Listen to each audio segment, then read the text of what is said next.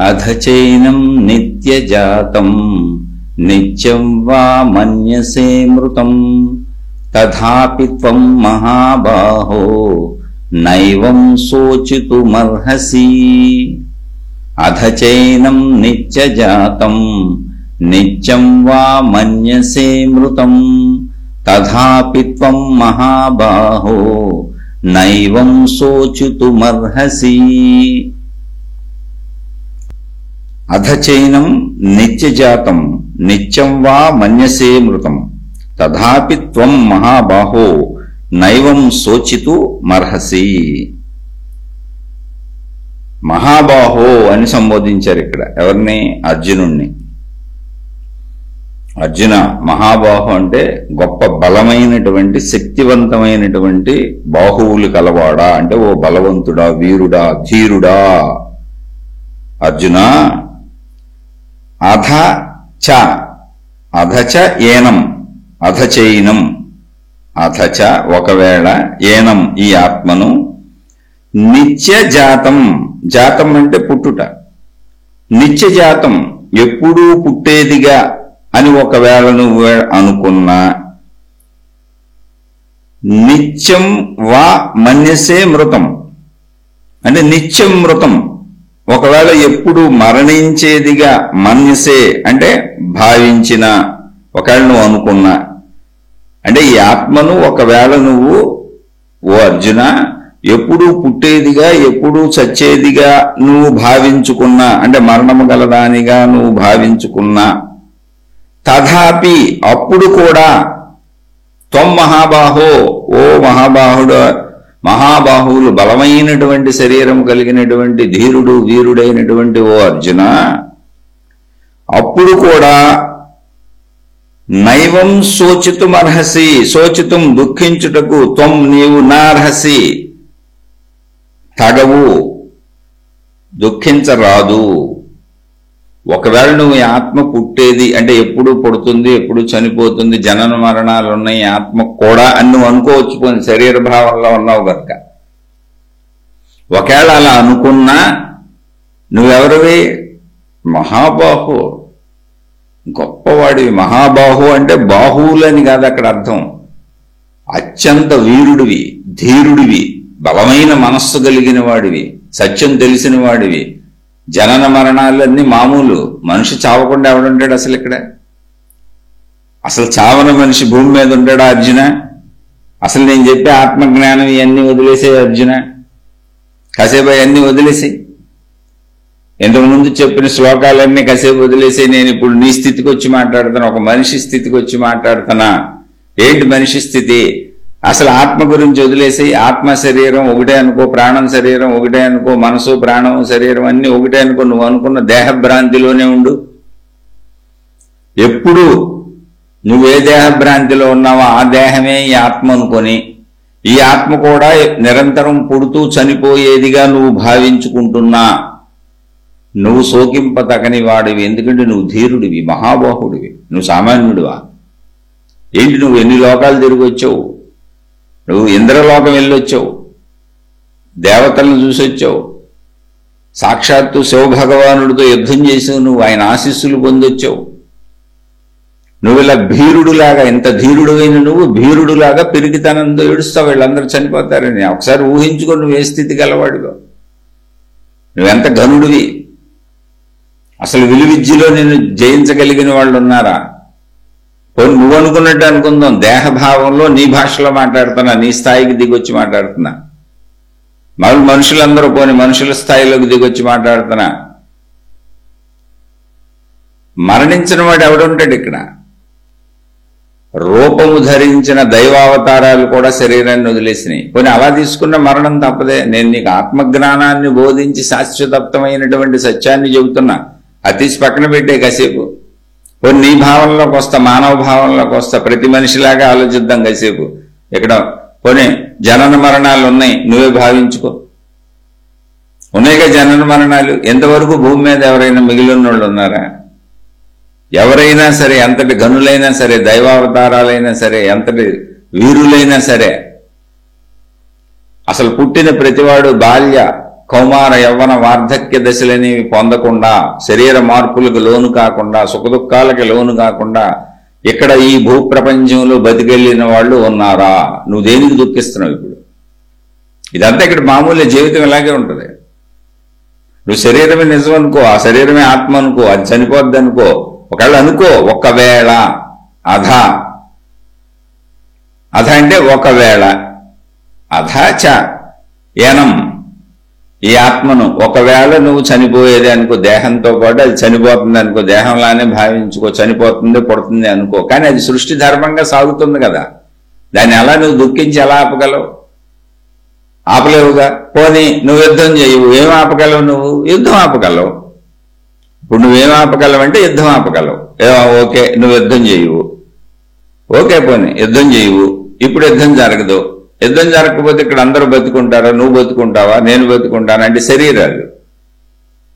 నేను ఇప్పుడు ఆత్మ గురించి మాట్లాడతలా. మనందరం రూపధారులు. ఎవరు బతుకుంటారు? ఏదో రోజు మరణం తీసుకెళ్లిపోద్దుగా. బాల్య కౌమార యవ్వన వార్ధక్య దశలని వస్తున్నాయిగా, మరణం తప్పదుగా. దీని తర్వాత శ్లోకాల్లో మళ్ళీ అవన్నీ చెబుతారు. అలా కూడా ధీరుడు అయిన, ఇక్కడ మహాబాహు అని ఎందుకన్నారంటే ధీరుడు అయినటువంటి మనస్తత్వం కలిగిన వాడు నువ్వు. ఎందుకు భీరుడులా పిరికి వాళ్లే ఎందుకు ఏడుస్తున్నావు? ఇదంతా జరిగేది నీకు తెలిసిందేగా. అందరూ చనిపోతారని తెలుసుకుని నీకు సత్యం చూస్తున్నావుగా. భూమి మీద చావని వాళ్ళు ఎవరున్నారు అసలు? మళ్ళీ నేనేదో యుద్ధం చేసి వీళ్ళందరినీ చంపనంటావేంటి? యుద్ధం అనేది ధర్మ ప్రకారం వచ్చింది. నువ్వు యుద్ధాన్ని ఏం కోరుకోలేదే. నువ్వు యుద్ధాన్ని కోరుకున్నావా? నీ రాజ్యం అపహరించబడింది మోసం చేత, అయినా ఒప్పుకున్నారు, భరించారు. 5 ఊళ్ళు ఇమ్మన్నారు, ఎవరన్నాడు? యుద్ధం తప్పదన్నాడు. పోనీ మేము భిక్షమెత్తుకు బతుకుతానని నువ్వు అంటున్నావు. అయినా వదలడు కదా, నిన్ను వెంటాడి చంపుతారు కదా. వాళ్ళు ఎప్పటి నుంచో ప్రయత్నిస్తున్నారు మీ అందరినీ చంపేద్దామని. మరి నువ్వు ఇప్పుడు బతుకుండాలంటే యుద్ధం చేయాల్సిందే. అంటే కాదు నేను చనిపోతానంటున్నావు. అది అంత పిరికితనం ఏంటి? ఇక్కడ నీ పిరికితనానికి నవ్వు వస్తుంది అర్జున. నువ్వు నిజంగా యుద్ధం చేయలేని వాడివైతే. అంటే సహజంగా చూడండి, ఇవి డిప్రెషన్ లక్షణాలు. ఇక్కడ మనం గమనించవలసింది, మీరు గమనిస్తే మానసిక స్థితిలో మనందరం ఎలా ఉంటామో అదే ఉంది ఇక్కడ. అందుకని ఒక డిప్రెషన్ పేషెంట్కి ఎలా చెప్పాలో అలా చెబుతున్నారు. ఇప్పుడు డిప్రెషన్లో ఉన్న పేషెంట్ ఆత్మజ్ఞానం నుంచి మళ్ళీ కిందకు వచ్చారు కృష్ణ భగవానుడు. సరే నీ దేహభావనకి వచ్చి మాట్లాడతానయ్యా నేను. ఓ డిప్రెషన్ పేషెంట్, మనం దేహభావనలో ఉన్నాం. నిరంతరం కోరికలు, నిరంతరం నా శరీరం, నేను, నాది, నా సంపదలు, నా గోళ, నా ఇది. అందరితో యుద్ధాలే నాకు. భార్యతో పడదు, భర్తతో పడదు, పిల్లలతో పడదు, ఎవరితో పడదు. నాకు సుఖం లేదు, నేను అనుకునేది దొరకట్లేదు. నిరంతర కోరికల వలన, నిరంతర ఆలోచనల వలన, నిరంతర భయాల వలన, నిరంతరం నాకు దొరకటం లేదనే అసంతృప్తి వలన నాకు తెలియకుండా నేనే ఒత్తిడికి, స్ట్రెస్కి లోనైపోతున్నాను. ఒక డిప్రెషన్ మనస్తత్వం వచ్చేస్తుంది. ఎదుర్కోలేకపోతున్నాను. అంటే ఎందుకు ఎదుర్కోలేకపోతున్నాను? ఎదుర్కోలేక కాదు, నాకు వచ్చిన దాంతో సంతృప్తి పడలేకపోతున్నాను. ఇప్పుడు మీరు చూడండి, బయట ప్రపంచంలో నేను చాలా మందిని చూశాను. అలా చనిపోయిన వాళ్ళు కూడా నాకు తెలుసు, మా బంధువుల్లోనే ఉన్నారు. ఏమీ లేదు, విపరీతంగా డబ్బు ఉంది, సంపాదించారు, వాళ్ళే సంపాదించుకున్నారు. అంతకంటే విపరీతంగా ఖర్చు పెట్టేశారు. సామాన్య ప్రజలైతే 10-15 కుటుంబాలు బతుకుతాయి వాళ్ళకు ఉన్నటువంటి సంపాదన మీద. అంత సంపాదించారు. రోజువారీ సంపాదన కూడా అంత ఉంది. కానీ వెళ్ళి ప్యాకెట్లు ఆడేవాడు. మా సొంత మామగారే, నాకు మామయ్య అవుతాడు. ఎప్పుడో ఇది 25 సంవత్సరాల క్రితం స్టోరీ. ఇప్పుడు కాదు, 30 ఏళ్ళు కూడా దాటిపోయి ఉండొచ్చు. రోజు ప్యాకెట్లు ఆడతాడు. మొత్తం అలా గడిచింది చాలా సంవత్సరాలు. బోల్డ్ సంవత్సరాలు గడిచింది, బోల్డ్ డబ్బు సంపాదిస్తున్నాడు. ఏదో పోయినా ఉండేది ఉంటుంది. బాగా తాగుతాడు, ప్యాకెట్లు, అన్ని వ్యసనాలు ఉన్నాయి. ఇంకా అన్ని వ్యసనాలు ఉన్నోడికి ఎంత సంపద ఉండేమైంది, ఎంత వస్తే ఏమైంది? ఒకరోజు మొత్తం ఆ తాగుడు మైకంలో ఏదో మొత్తానికి లోనైపోయి మొత్తం ప్యాకెట్లో పోగొట్టుకున్నాడు.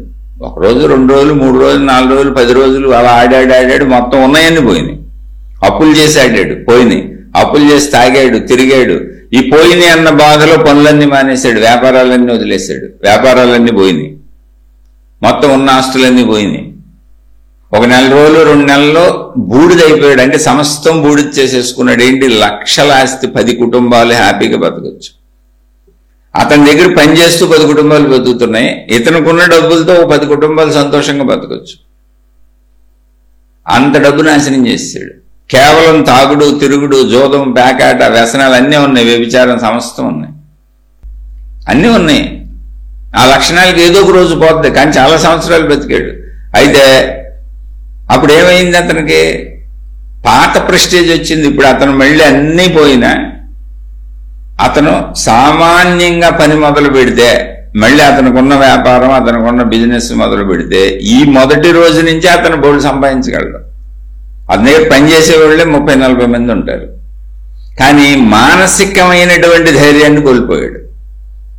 మొత్తం నాదంతా పోయింది, తాగుడికి అలవాటు పడిపోయాడు, గౌరవం పోయింది, ప్రజలు నన్ను గౌరవించట్లేదు, అదివరకు బోళ్ళు డబ్బులు ఉండేది, అన్నా నా చుట్టూ తిరిగేవాళ్ళు. ఇలాంటి ఒక రకమైన ఫాల్స్ ప్రెస్టేజ్కి, అహంకారాలకు అలవాటు పడిపోయాడు. అదేంటి, అదే ఇక్కడ మహాబాహు అన్న పదాన్ని ఆ కృష్ణ భగవానుడు వాడింది. అదే మహాబాహు అంటే బాగా సాగిపోయింది, బ్రహ్మాండంగా బతికేశాడు. ఇప్పుడు ఆయన ఉదాహరణ అదే చెబుతున్నా. అర్జున, నువ్వు కూడా అలాంటి వాడు, సామాన్యుడు. మీరు పాండవులు సామాన్యులు, మీరు దేవతలతో స్నేహం ఉందయ్యా మీకు, అంతటి ధీరులు. ఇప్పుడైనా అలాంటి ఆయన ఊరిని ఒక కథ ఉదాహరణ చెబుతున్నా, బోల్డ్ కథలు తెలుసు నాకు, ఇది మన కథలే. శక్తికి మించిన ఖర్చులు, సంపాదనకు మించిన ఖర్చులు, సంపాదనకు మించిన కోరికలు, ఉన్న స్థితికి మించిన ఆశలు, అత్యాశలు, దానివల్ల తప్పులు, ఆ తప్పులు చేయడం వలన వచ్చే బాధలు, ఒత్తిడి, స్ట్రెస్, అసలు ఇవన్నీ ఎందుకు వచ్చినాయి అంటే నువ్వు ఉన్న స్థితిలో నువ్వు హాయిగా ఉండకపోవటం వలన. అంతే, ఏం లేదు. అంటే ఎవరు తయారు చేసుకున్నారు ఇప్పుడు ఈ స్థితిని? ఈ డిప్రెషన్ అనే మానసిక స్థితిని, ఈ స్ట్రెస్, ఒత్తిడి అనే మానసిక స్థితిని ఎవరు తయారు చేసుకున్నారు?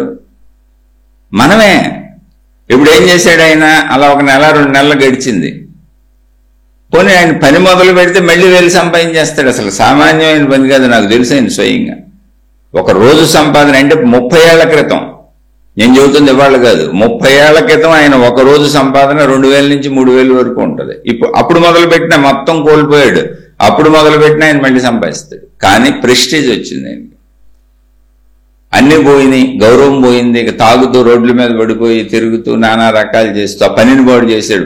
పని ఏం చేయకపోయినా అక్కడ పని వాళ్ళు ఉన్నారు, అది నిర్వహించే వాళ్ళు ఉన్నారు, అది చేస్తారు.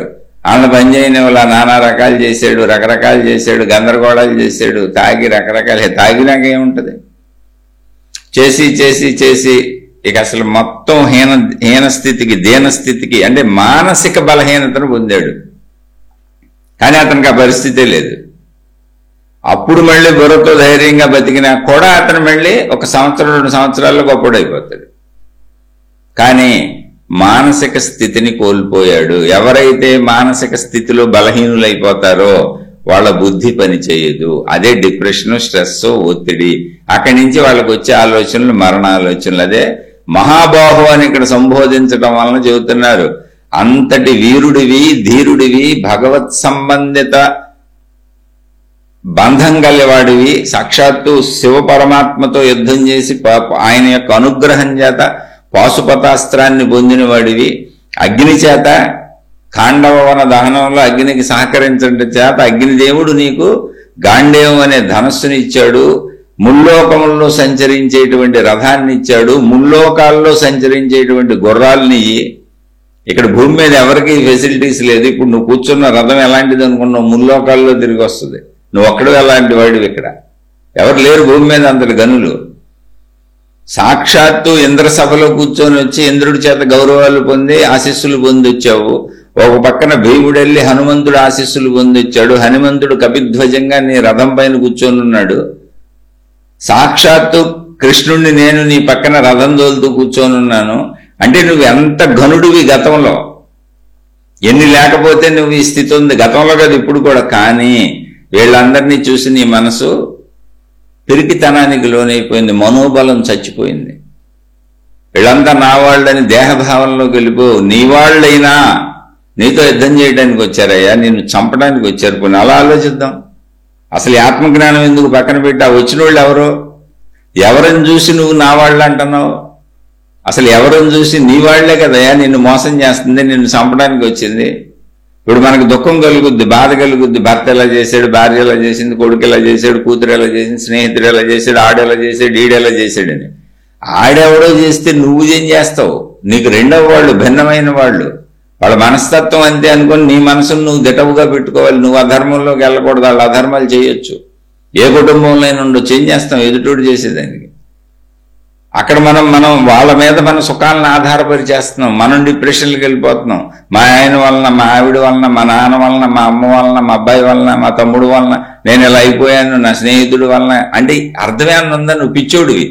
ఆడి వలన నువ్వు అవటం ఏంటి? నీ మనస్సు, నీ బుద్ధి, నీ ఆలోచన, నీ శరీరం, దాన్ని నిలుపుకోవాలి కదా నువ్వు. అది మహాబాహో. మనందరం కూడా మహాబాహులమే. మహాబాహులు ఏంటి? ఎవరి స్థాయిలో వాళ్ళం బతకగలం, ఏదో పని చేసుకు బతకగలం. బతకడానికి అవసరమైన శరీరం ఇవ్వబడింది, బుద్ధి ఇవ్వబడింది, తెలివి ఇవ్వబడింది, ప్రజ్ఞ ఇవ్వబడింది, చేసేటువంటి శక్తి ఉంది. బయట పనులు ఉన్నాయి, ప్రపంచంలో బోల్డ్ పనులు ఉన్నాయి, చుట్టూ ప్రపంచం బోల్డ్ ఉంది. ఎవరి తాహతకాలు చేసుకొని ఏదో ఒకటి బతికే ప్రతివాడు, బతకగలిగిన ప్రతివాడు మహాబాహువే. ఏంటి ప్రాబ్లం? ఎందుకు నువ్వు లేనిపోయిన అన్ని కల్పించుకొని ఆళ్ళని చూసి ఏళ్ళని చూసి, లేదా నీలో నువ్వు ఇతరుల మీద ఆధారపడిపోయి నా భర్త నాకు అనుకూలంగా ఉండాలి, నా భార్య నాకు అనుకూలంగా ఉండాలి, కుటుంబ సభ్యులంతా అనుకూలంగా ఉండాలి, ఎవరు నన్ను ఏం అనకూడదు, ప్రపంచం అంతా నాకు అనుకూలంగా ఉండాలి, నాకు మంచిగా ఉండాలి, నా మంచిని ఎవరు నన్ను గుర్తించట్లేదని నీకు నువ్వు ఎందుకు డిప్రెషన్కి లోనైపోతున్నావు? మంచితో కూడా అవ్వక. నువ్వు మంచోడివే, నువ్వు మంచిదానివే, నిన్ను పక్క వాళ్ళు ఇబ్బంది పెడుతున్నారు. వాళ్ళు ఇబ్బంది పెడితే అది వాళ్ళు దుర్మార్గులు, వాళ్ళు చెడ్డవాళ్ళని వదిలేయచ్చు కదా నువ్వు. నీకు మానసికంగా తీసుకొని మానసిక ఆధారత పెట్టుకొని నువ్వెందుకు ఒత్తిడికి లోనవుతున్నావు, నువ్వెందుకు స్ట్రెస్కి లోనవుతున్నావు, నువ్వెందుకు డిప్రెషన్కి వెళ్ళిపోతున్నావు? కాదు, ఇదొక రకం. నువ్వు మంచి అయ్యి ఎదుటి వాళ్ళు చెడ్డవాళ్ళు అయితే వాళ్ళు నాకు హాని చేస్తున్నారు, వాళ్ళు నాకు సుఖం ఇవ్వట్లేదు, వాళ్ళు నాకు శాంతి ఇవ్వట్లేదు అని మంచితనం అనే ముసుగులో నిన్ను నువ్వు నీ మానసిక బలహీనతను పెంచుకొని నీకు డిప్రెషన్, స్ట్రెస్, ఒత్తిడి క్రియేట్ చేసుకొని నిన్ను నువ్వు దుఃఖాలకు లోన్ చేసుకుంటున్నావు. ఇదొక రకం. రెండో రకం అధిక కోరికలు, అత్యాశలు, దురాశలు, ఎదుటోళ్ళు బాగుంటే భరించలేకపోవడం, నాకు వాళ్ళతో పోల్చుకొని వాళ్ళకంటే తక్కువలో ఉన్నానని, నేను అవన్నీ పొందలేకపోతున్నానని, నాకు ఎక్కడెక్కడ సుఖాలు కావాలని తప్పుడు మనసు, తప్పుడు ఆలోచనలు, తప్పుడు పనులు, తప్పుడు బుద్ధులు, అన్నీ చెడు పనులు. దానివలన మళ్ళీ నీకు కలిగినటువంటి డిప్రెషన్. నేను తప్పుడు మనిషిని, తప్పుడు పనులు చేస్తాను, ఎప్పుడో బయటపడిపోతాయి లేదా బయట పడిపోయినాయి అని మానసిక బలహీనత. తప్పు చేసే వాళ్ళకి ఎప్పుడు అసలు మనోబలం ఉండదు. ఇతరుల మీద ఆధారపడిన వాళ్ళు మంచోళ్ళైనా మనోబలం ఉండదు. మనుషులతో కలిసిమెలిసి ఉండు, కానీ ఆధారత నీ మీద నీకే ఉండాలి. అందుకే నువ్వు మహాబాహో. నువ్వెప్పుడు ధైర్యముగా నీ శక్తి సామర్థ్యాలను నిలుపుకుంటూ నీ శక్తిని నీలో పెట్టుకొని నీ మీద నువ్వు ఆధారపడి ఉండు. అందరితో కలిసిమెలిసి ఉండు. అంతే తప్ప బొరపాటు చేసుకోబాక, దుఃఖాన్ని తెచ్చుకోబాక. అందుకని ఆత్మజ్ఞానాన్ని వదిలేసాను. ఒకవేళ ఆత్మ దేహాలతో పుట్టేది, చచ్చేది, అది ఇక్కడ మామూలే ప్రపంచంలో, ఇది సామాన్యమే కది. కాబట్టి అలా ఆలోచించినా కూడా నువ్వు నీపై ఆధారపడి దుఃఖానికి వెళ్ళబాక. ఇక్కడ జరుగుతూనే ఉంటాయి. ప్రపంచంలో ఏది జరుగుద్దో కాలంలో జరగవలసిందే, దాన్ని అంగీకరించడం తప్ప ఇంకో దారే లేదు. ధీరుడైన వాడు, మహాబాహు అంటే ధీరుడైన వాడు, మానసిక బలం, శారీరక బలం, చక్కటి బుద్ధిబలం గలవాడు దాన్ని అంగీకరిస్తూ తన కార్యాలు తాను చేసుకుంటూ వెళ్ళిపోతాడు. ఇప్పుడు మా మామయ్య గారు అని చెప్పాను, ఆయన 2-3 నెలలు తిరిగాడు, పిచ్చి పిచ్చిగా ఇష్టారాజ్యంగా తిరిగాడు. ఫాల్స్ ప్రెస్టేజ్ వచ్చింది. ఇప్పుడు ఆయనకి అన్నీ ఉన్నాయి, మళ్ళీ పని చేయగలడు. జస్ట్ డబ్బు పోగొట్టుకున్నాడు అంతే, ఉన్నదంతా పోయింది. ఫాల్స్ ప్రెస్టేజ్ వలన తన భార్యకి వెళ్ళి చెప్పాడు, నేను సూసైడ్ చేసి చచ్చిపోదాం అనుకుంటున్నాను నేను ఒకరోజు. అంటే ఏం తాగేసి పిచ్చి, డిప్రెషన్, స్ట్రెస్, ఒత్తిడిలోకి వెళ్ళిపోయిన వాళ్ళకి బతకాలనిపించదు. వాళ్ళ కోరికలు తీరపోతే బతకలేరు. వీళ్ళు అదొక రకమైన రాక్షస మనస్తత్వం. అయితే ఎదుటోళ్ళని చంపుతారు, లేకపోతే ఇది చేస్తామంటారు.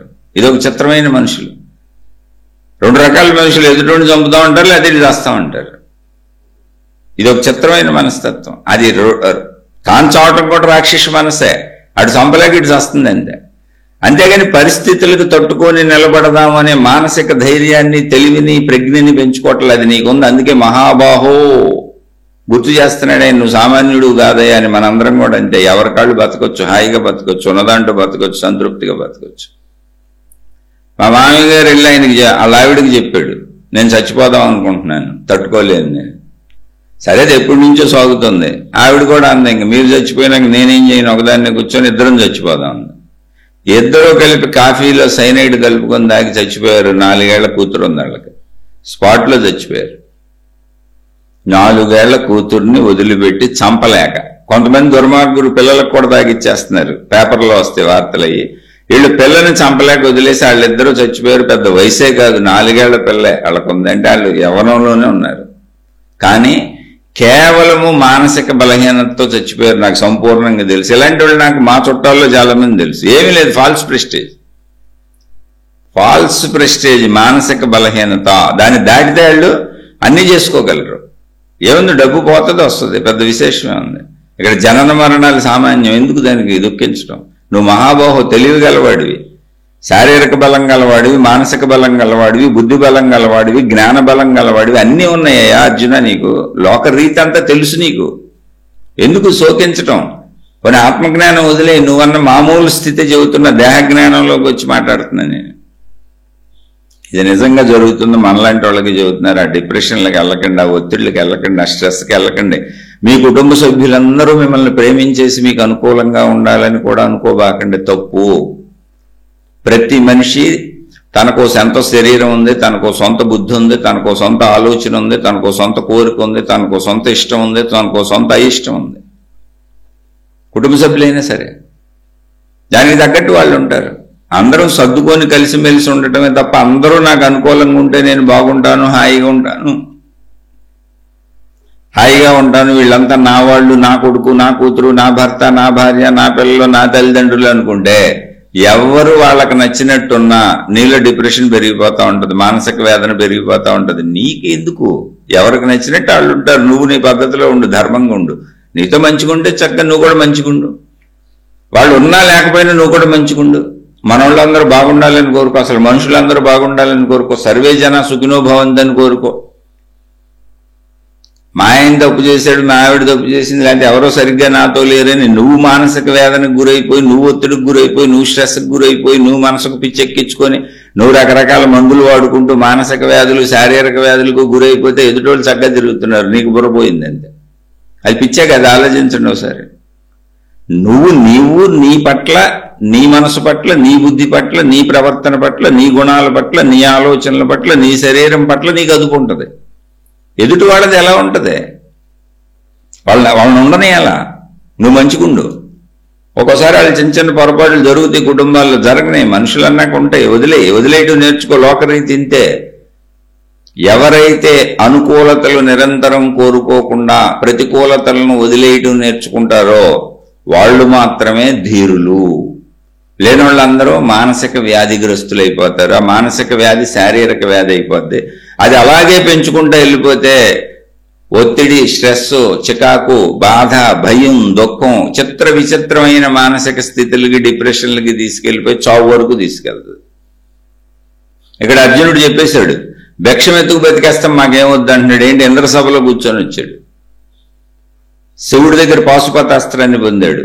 ముల్లోకాలలో సంచరించే రథం ఉంది. ఒకసారి చెప్పుకోవాలి అవన్నీ. మరి ఆయన మనస్తత్వం, ఆయన రేంజ్ ఏంటో చెప్పుకుంటే తప్ప ఆయన ఏ స్థితికి దిగజారిపోయాడు తెలియదుగా. ఆయనకున్న రథము, ఆయనకున్న గుర్రాలు ముల్లోకాల్లో తిరుగుతాయి, నేల మీద కాదు. ఆయనకి రథం తోలి పెడుతుంది శ్రీకృష్ణ భగవానుడు, మామూలు వ్యక్తి కాదు. అది కూడా మర్చిపోయాడు అతను. అంటే తన స్థితి గతిని మర్చిపోయేలా చేస్తుంది మనసు. మనకు అదే మన మనసు చేసే పని. ఒత్తిళ్ళకి వెళ్ళబాకండి, స్ట్రెస్కి వెళ్ళబాకండి. ఎప్పుడు మానసికంగా ఆలంబన ఎవరిదో కోరుకోబాకండి. మీ మానసిక ఆలంబన మీరే. మీ జ్ఞాన బలము, ఆధ్యాత్మిక బలము, ఆత్మ బలము. అందుకని ఆధ్యాత్మికత తెలుసుకోవాలి. ఆధ్యాత్మిక బలము లేని వాళ్ళకి, ఆత్మ బలం లేని వాళ్ళకి, జ్ఞాన బలం లేని వాళ్ళకి శారీరక బలం ఎంతున్నా కూడా నిరుపయోగము. ఇక్కడ అర్జునుడు పడిపోయాడు. చచ్చిపోతానంటున్నాడు, భిక్షమెత్తుకుంటానంటున్నాడు. ఏముంది? బోల్డ్ ఉంది. ఆయనకి అసలు వీరత్వం మామూలు వీరత్వం కాదు. ఇంద్రసభలో కూర్చొని వచ్చాడు చెప్పాక.